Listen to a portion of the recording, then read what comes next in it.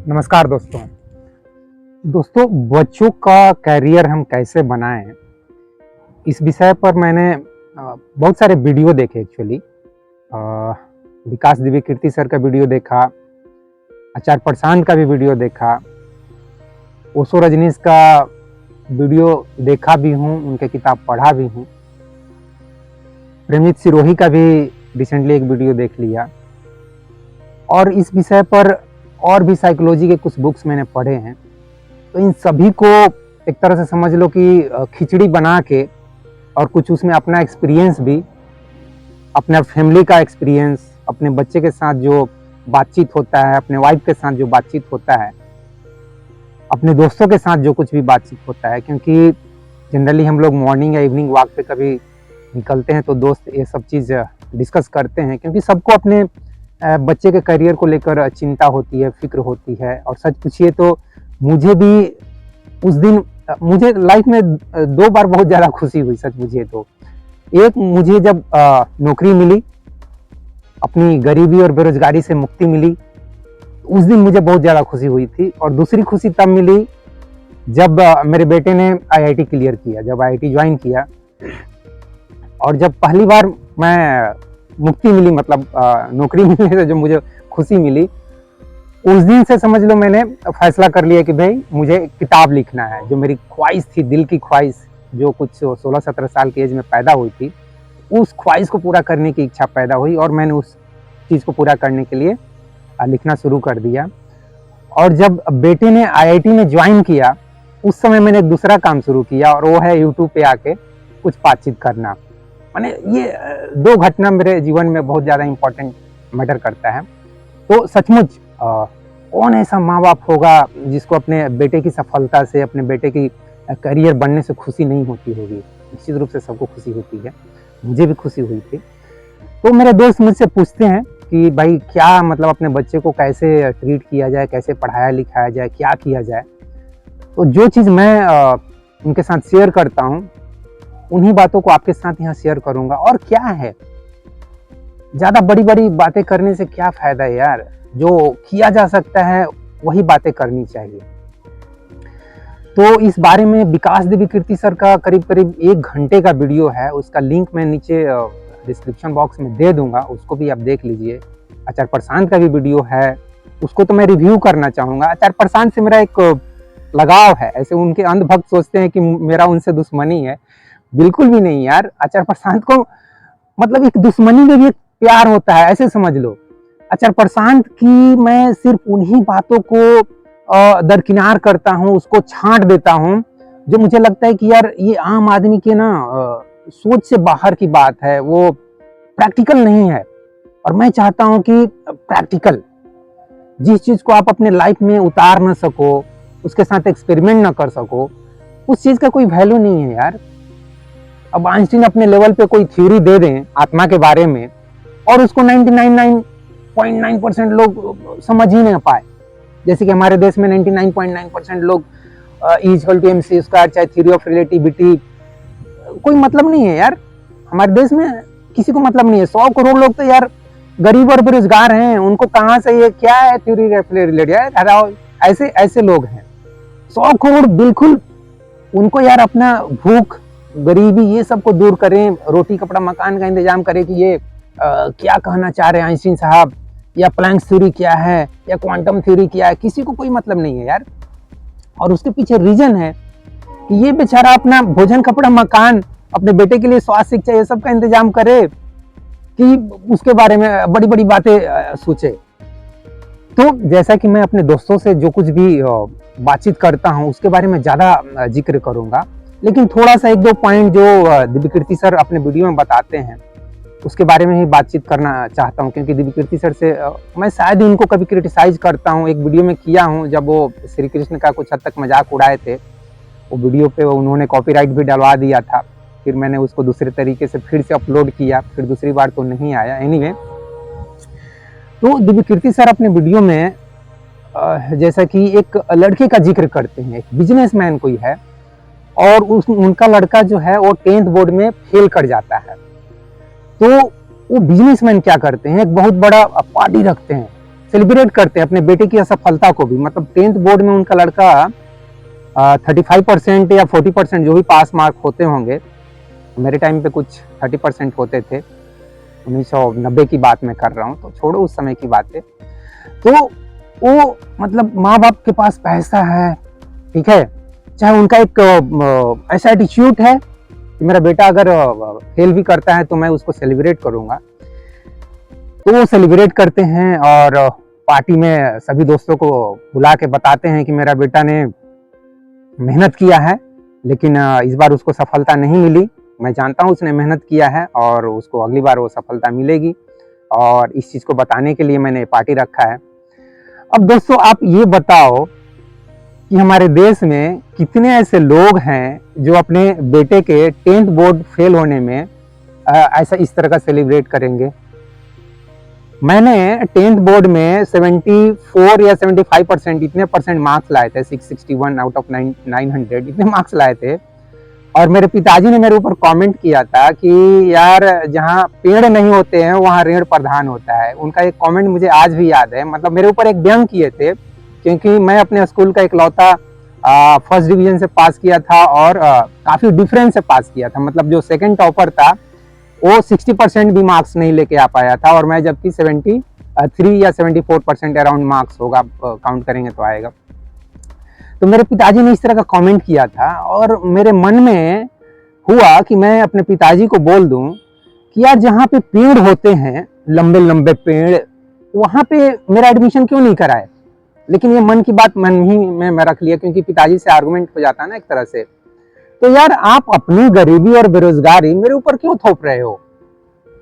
मैं तो चाहता हूं कि मैं आप, जैसे कि मेरा उसी समय का एक दोस्त नीलकमल जिसका नाम है, वो अभी FCI में मैनेजर पोस्ट पे है, तो वो सेंट मैरीज स्कूल में पढ़ रहा था जमशेदपुर में। वो अच्छा खासा स्कूल है। उस समय उसकी फीस हमको लग रहा है कि बस फेयर मिला के कुछ 1000 रुपये होती थी, और मैं RP पटेल जुगसलाई जमशेदपुर, वो सरकारी स्कूल। तो आप मेरा सरकारी स्कूल में नाम क्यों लिखा है भाई। आप सेंट मैरीज में लिखाओ ना, आप इंग्लिश मीडियम में लिखाओ, कॉन्वेंट में लिखाओ, और जमशेदपुर में जो बड़े बड़े टॉपर स्कूल थे वहां लिखाओ, वहां पर मुझे लेके जाओ, एग्जाम दिलाओ। तो ये पिताजी के ऊपर मुझे टोन मारने की इच्छा हुई थी कि यार जहाँ पे पेड़ है वहां पे नाम लिखाओ ना, रेड के बीच में क्यों लिखा दिए, घास फूस में क्यों पढ़ा रहे थे। ये तुम्हारी गलती है, तुम्हारे पास पैसे नहीं थे, तुम्हारी कमजोरी है, ठीक है। तो यार हमारे देश में ना 95% लोगों की औकात नहीं है कि उनका बेटा 10th बोर्ड में फेल करे और उस फेलियर को वो सेलिब्रेट करे, पार्टी दे। हाँ, ये 5% लोगों की औकात है। उसमें दिव्यकीर्ति सर भी हैं।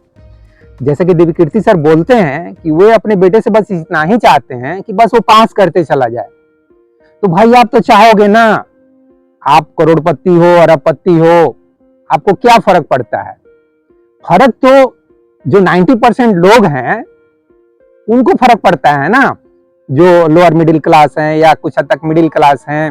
हायर मिडिल क्लास वाला को फर्क नहीं पड़ेगा। लोग क्यों पैसे के पीछे इतना भागते हैं, क्यों अपने 7 पीढ़ी के लिए पैसे का इंतजाम कर देते हैं। भाई अडानी अंबानी क्या कर रहे हैं, इतना पैसा इंतजाम कर दे रहे हैं कि उनकी आगे आने वाली 10 पीढ़ियों को भी कोई जरूरत नहीं पड़ेगा काम करने का। इतना पैसा जमा कर दो अपने बाल बच्चों के लिए। सभी लोग वही कर रहे हैं। तो जिनके पास करोड़ों अरबों रुपया है, दिव्यकीर्ति सर के पास भी उतना ज्यादा तो नहीं है, लेकिन है, बहुत है। मतलब इतना है कि उनका नाती पोता भी आराम से बैंक में केवल पैसा जमा कर दिया जाए तो उसके इंटरेस्ट से अच्छा खासा लाइफ जी सकते हैं। तो यार दिव्यकीर्ति सर अपने बच्चे के बारे में जरूर सोच सकते हैं कि मेरा बेटा बस 35-40% भी मार्क्स लेके आ जाए और उसके अंदर थोड़ा सा इंसानियत हो, थोड़ा सा प्रेम हो, बस इतना ही वो अच्छा है। लेकिन यार 95% लोग ऐसे नहीं है भाई। 95% लोग मेरे जैसे हालात में हैं।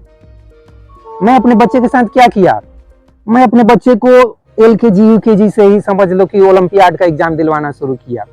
जो असफलता मुझे IIT में मिली, उस असफलता से मैंने कुछ सीखा कि यार अगर बचपन से ही अच्छे स्कूल में पढ़ाया जाए बच्चे को, तो निश्चित रूप से वो उसको एक अच्छा इन्वायरमेंट मिले तो वो अच्छा कर सकता है। अगर मेरा बेटा IIT क्लियर किया, DAV जैसा स्कूल में, नवल पब्लिक स्कूल में, चैतन्या स्कूल में, यहाँ का एक one of the top coaching institute जो है वो वेंकटेश्वरिया कोचिंग क्लासेस, जहाँ आईआईटी मतलब आलोक सर पढ़ाते हैं, आईआईटी दिल्ली से वो मैकेनिकल इंजीनियर हैं। तो इतने अच्छे अच्छे स्कूल में इतने अच्छे अच्छे टीचर से इतने पैसे खर्च करके पढ़ाओगे तो इसका मतलब क्या है, एक अच्छा इन्वायरमेंट आप दे रहे हो। और जब आप अपने बच्चे को अच्छा इन्वायरमेंट दोगे तो वहां निश्चित रूप से उसका जो पोटेंशियल है वो बेस्ट मैनर में बाहर निकलेगा, जैसे कि मेरे बेटे में वो निकला। भले ही मेरा बेटा बोले कि यार ना अब पापा ना बचपन में तो मैं बच्चा था, मुझे मालूम नहीं पड़ा, आप मेरे को बचपन से ओलंपियाड का तैयारी, आईआईटी का ये तैयारी वो तैयारी करवाए और मैं ज्यादा पढ़ लिया। ये सच बात है, मेरा बेटा ऐसा बोलता है कि मैं ज्यादा पढ़ लिया। तो मैं उसको बोलता हूँ कि बेटा जब तुम 10-12 साल के थे उस समय तो मैं ये भी बोला टीवी देखते समय कि बेटा इसके जैसा गाना गाएगा क्या। ये सच बात है दोस्तों। वो कॉमेडी का कीड़ा और क्या क्या आता है ना टीवी सीरियल, तो हम दोनों साथ में ही बैठ के तो टीवी देखते थे। वो बालवीर और क्या क्या आता है, कुछ बच्चे सिंगर गाना गाते हैं, कुछ डांस करते हैं। तो वो सब चीज देखते समय अपने बेटे को मैं पूछता था कि बेटा इसके जैसा तुम डांस करेगा, इसके जैसा एक्टिंग करेगा, इसके जैसा क्रिकेट खेलेगा। क्रिकेट खेलने में चलो इंटरेस्ट था तो मैं तो उसके साथ क्रिकेट खेला हूं और मैं उसको बोला हूं कि बेटा अगर तुमको क्रिकेटर बनना है स्वागत है यार, तुम चलो कोचिंग ज्वाइन करना है, चलो कोचिंग ज्वाइन करो। और मैं तो यार मैं उसको बोलता था, एक चैलेंज देता था कि मैं तुमको 6 बॉल फेंकूंगा और मेरे जैसा एक अनाड़ी बॉलर के बॉल पे भी अगर 6 बॉल में 6 छक्का या चौका, ऐसे चौका छक्का मार के मतलब एक ओवर में 30 रन बना देते हो तो मैं खुद तुमको यार क्रिकेटर बनाऊंगा यार। और तुम्हारे क्रिकेटर बनने से मेरे को उतना खुशी नहीं होगा, लेकिन तुम्हारे दादाजी को बहुत खुशी होगा, क्योंकि वो भी क्रिकेटर का एक पागल टाइप का दीवाना आदमी है। मैं अपने पिताजी के बारे में बोल रहा हूँ। जो व्यक्ति रात में 3 बजे उठकर क्रिकेट मैच देखता है उसको मैं पागल बोलता हूँ। वो पागल है, क्रिकेट का वो पागल है। और कुछ हद तक मेरा बेटा भी इस मामले में पागल है, दीवाना है। जो 5 दिन टेस्ट मैच देख सकता है वो क्रिकेट का कीड़ा है। मेरा बेटा बुरा माने, मेरा पिताजी बुरा माने, मुझे फर्क नहीं पड़ता है यार। मैं इस मामले में थोड़ा सा दबंग हूं, समझो तो। अपने पिताजी, भले पिताजी से मैं डरा हूं, 20-21 साल तक मैं डरा हूं सच पूछो तो अपने पिताजी से। उनके साथ मैं आर्गुमेंट नहीं किया हूं कभी, लेकिन अब कर लेता हूं कि आपकी ये बात गलत है, आपकी वो बात गलत है। और जिस दिन मैं उनको देखा रात में 3 बजे उठ के वो क्रिकेट मैच देख रहे थे, वर्ल्ड कप का ही कुछ मैच था, मतलब वर्ल्ड कप का फाइनल नहीं था, लेकिन वो इंडिया पाकिस्तान या इंडिया ऑस्ट्रेलिया या किसी का ऐसा ही कुछ, या पाकिस्तान ऑस्ट्रेलिया किसी का मैच था, 2020 या कुछ भी हो। तुम रात में 3 बजे उठ के मैच देखोगे? मैं अपने पिताजी से सवाल किया, यार आप मतलब क्या हो यार, बंद कीजिए जल्दी। वो आपकी पतो देखेगी तो मेरे ऊपर भी भड़केगी और आपके ऊपर भी भड़केगी। मैंने पिताजी को बोला ऐसे नहीं होता यार, एक साउंड एकदम कम करके देख रहे हैं, ऐसे नहीं होता है। आप अपने शौक के वजह से पूरे फैमिली को नींद खराब नहीं कर सकते हो। लाइट तो आ रही है। एनीवे, कहां से कहां मैं चला गया। तो दोस्त, मेरा पिताजी या मेरा बेटा भले ही नाराज हो, या मैं अपने बेटे के साथ गलत क्या किया भाई? तुम यार पैदा हुए हो कुछ करने के लिए ना। क्रिकेट खेलो, फुटबॉल खेलो, हॉकी खेलो, सिंगर बनो, डांसर बनो, एक्टर बनो, डॉक्टर बनो, इंजीनियर बनो, क्लर्क बनो, भाषण देने वाला बनो, गुरु बनो, बाबा बनो, आचार्य बनो, कुछ तो बनो। कुछ भी नहीं बनोगे। फिर माँ बाप का कमाई खाने के लिए पैदा हुए हो, तो माँ बाप तो अमीर है तो खाओ। अगर तुम्हारा माँ बाप अडानी है, अंबानी है, आचार्य प्रसाद जैसा गुरु है, आचार्य प्रसाद तो बच्चा पैदा नहीं किया, या ओशो भी बच्चा पैदा नहीं किया, कहने का मतलब तुम्हारा बाप अगर करोड़ों कमा रहा है तब तो तुम सही जगह पे पैदा हुए हो। लेकिन मेरे जैसा एक ग्रुप सी, ग्रुप बी या ग्रुप बी एम्प्लॉय के घर पैदा हुए हो, या किसान के घर पैदा हुए हो, हमारे देश का जो कि 95% लोगों की हालत है, या 90%, चलो 5% और थोड़ा मैं कम कर दिया, 90% लोगों की जो औकात है वो औकात नहीं है तुमको बैठा के खिलाने का भाई। अपने माँ बाप को सीधे बोल दो कि यार तुम गलत किए, तुमको पैदा नहीं करना चाहिए था। मैं अपने पिताजी को बोला हूं, ये सच बात है यार। अपने माँ बाप को बोल दो गलत किए हो तुम, नहीं पैदा करना चाहिए था। हमारे देश के 90% जो बच्चे हैं उनको अपने माँ बाप को बोल देना चाहिए। क्योंकि मैं आचार के वीडियो के कमेंट में देखता हूँ, वो लिखते हैं कि यार मेरे माँ बाप ने मुझे पैदा करके गलती किया। अरे ये बात तुम कमेंट में लिख रहे हो, हैसियत है तो अपने बाप के सामने जाके बोलो ना, क्यों नहीं बोलते हो? जरूरत है हमारे देश की ये कि 90% बच्चे अपने माँ बाप के सामने बोलें कि तुम लोग गलत किए हो, तुमको बच्चे पैदा नहीं करना चाहिए था, तुम्हारी औकात नहीं है बच्चे पैदा करने की। अब तुम कहोगे यार मैं बहुत जल्दी गुस्से में आ जाता हूँ। कुछ लोग मुझे कमेंट करते हैं यार तुमको बीपी का प्रॉब्लम तो नहीं है, तुमको हाइपरटेंशन का प्रॉब्लम तो नहीं है? नहीं, ऐसा कुछ प्रॉब्लम नहीं है। ठीक है, चलो मैं मुस्कुरा देता हूँ यार, इसमें क्या है, मुझे क्या करना है, मेरा लाइफ समझ लो तो हो गया। मैं अपनी गरीबी बेरोजगारी दूर कर लिया, जैसा कि मैंने शुरू में ही बताया 20-21 साल में अपनी गरीबी बेरोजगारी दूर कर चुका था और आराम से मैं भी एक मस्त लाइफ जी रहा हूँ। टेंशन क्या है, बेटा भी सेठ ही है। अरे थोड़ा बहुत कंप्लेन कर दिया तो कर दिया यार, कौन ऐसा बेटा है जो कंप्लेन नहीं करता है? और हाँ, बेटा कंप्लेन करता है तो मैं इसको भी बोलता हूँ कि बेटा मैं देखना चाहूंगा कि तुम जब बाप बनते हो, अगर बनते हो तो क्या पता आचार प्रशांत का फॉलोअर बन जाओ तो तुम शादी भी मत करो। ठीक है, महीने में तो लाख रुपए लगभग कमाना शुरू ही कर दिए। जितना पैसा आज मैं 25 साल के सर्विस के बाद भी नहीं कमा रहा हूँ, उतना पैसा तुम शुरुआत ही किए हो 21-22 साल के एज में। तो देखते हैं पैसे को क्या करते हो, मौज मस्ती कैसे करते हो। तो अगर तुम बाप बनते हो, मैं बेटे से बोलता हूँ, अपने 22 साल के बेटे से, तो मैं देखना चाहूंगा कि तुम कैसा बाप बनते हो। तुम अपने बच्चे को कैसा स्कूल में पढ़ाते हो, सरकारी स्कूल में भेजते हो, शिक्षा मित्र वाला स्कूल में भेजते हो, बिहार में भेज देना यार। मैं जहाँ पे पढ़ा हूँ, भैंस चराते हुए, इधर भैंस चर रही है, इधर मैं चर रहा हूँ, मझौली गांव में भेज देना, रोहतास का, बिहार के रोहतास जिले का मझौली मेरा गांव है, मझौली, तो उस जगह पे भेज देना। वहाँ शिक्षा मित्र 10th पास पढ़ाते हैं। जिन शिक्षकों का देखोगे कई सारे वीडियो बने हुए हैं बिहार के स्कूल का, मजाक उड़ाते हैं, वहाँ के शिक्षक को पढ़ाने नहीं आता है, 10th क्लास के शिक्षक को भी एप्पल का स्पेलिंग नहीं आता है, वैसे स्कूल में अपने बच्चे को भेज देना पढ़ाने के लिए। ऐसे में अपने बच्चे पे टॉन्ट भी मारता हूँ। तुमको अगर अच्छा खासा मौका मिलता है, अच्छे खासे पेरेंट्स मिलते हैं जो तुम्हारी हर एक इच्छा को, क्या मैं अपने बच्चे को, शायद ही कोई ऐसी बात होगी जो मुझसे बोला होगा कि पापा मेरे को ये चाहिए, मेरे को सिनेमा देखना है, मैं सिनेमा लेके गया हूँ भाई, मैं साथ में बैठ के देखा हूँ। चाहे उसको दोस्तों के साथ देखना है तो दोस्तों के साथ दिखाया हूँ। मैं बाहर में वेट कर रहा हूँ, आर के बीच में बैठ के वेट कर रहा हूँ, समुद्र की लहरें देख रहा हूँ। क्या चाहिए? कुछ करने के लिए पैदा हुए हो, कर लो, और एक ही लाइफ में मुक्ति हो पालो यार। आचार प्रशांत वैसे भी मुक्ति की बात करते रहते हैं, 18 मिनट का वीडियो बन चुका है। मुक्ति चाहिए ना, ले लो ना मुक्ति, संतुष्ट हो जाओ। जितना खाने पीने, ऐश मौज करने, सेक्स करने, घूमने फिरने, देश दुनिया जो भी करना है कर लो ना। नेतागिरी करना है, बाबागिरी करना है, डॉक्टरी करना है, इंजीनियरिंग करना है, सिंगिंग करना है, डांसिंग करना है, सब कुछ कर लो, करके शांत हो जाओ। लगभग 50 साल के आते आते एकदम शांत हो जाओ, मस्त हो जाओ। जैसे कि मेरी हालत देखो, मैं भी मस्ती ही कर रहा हूँ। ये वीडियो क्या है, मस्ती ही है। तो दोस्त, आचार प्रशांत अपने तरीके से समझाते हैं कि बच्चों का कैसे विकास करना चाहिए।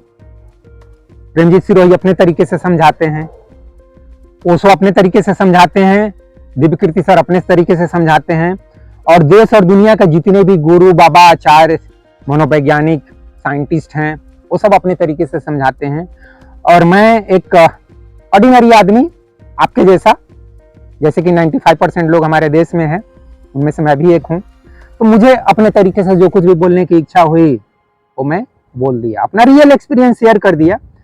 बाकी आपके अंदर भी थोड़ी सी समझ है, थोड़ी सी बुद्धि है, उसको भी इस्तेमाल कीजिए और खुद फैसला कीजिए। जैसा कि मैं अपनी पहली पुस्तक का नाम भी रखा हूँ, डिसाइड योरसेल्फ, खुद फैसला करो दोस्त।